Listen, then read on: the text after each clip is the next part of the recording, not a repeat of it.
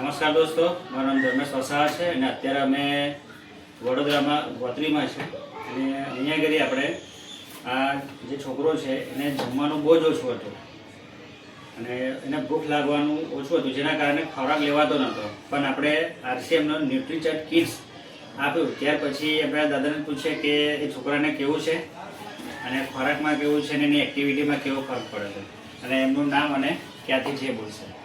તમારું નામ ને ન્યુટ્રીચેટ કિટ્સ ચાલુ કરી તો ચાલુ કરવા પાછળનું કારણ અને એ ચાલુ કર્યા પછી રિઝલ્ટ કેવું છે. એનું ચાલુ કરવાનું કારણ કે ખાતો નહોતો ને વીકનેસ રહેતી હતી. કિટ્સ ચાલુ કર્યા પછી એ ખાવાના એના બોડીમાં ફરક ઘણો બધો આવી ગયો છે અને એક્ટિવિટીમાં બી ફરક આવી ગયો છે. હવે તો ઘરમાં થતો જ નથી, દોડવાનું વધારે થઈ ગયું, પહેલા એટલું બી નહોતું એમ. એટલે દરેક વ્યક્તિને કહેવા માંગીશ કે પોતાના ઘરમાં જો કદાચ કંઈક બાળક હોય અને ખોરાક લેવાનું ઓછું હોય કાં તો પછી એની એક્ટિવિટી બહુ ના થતી હોય તો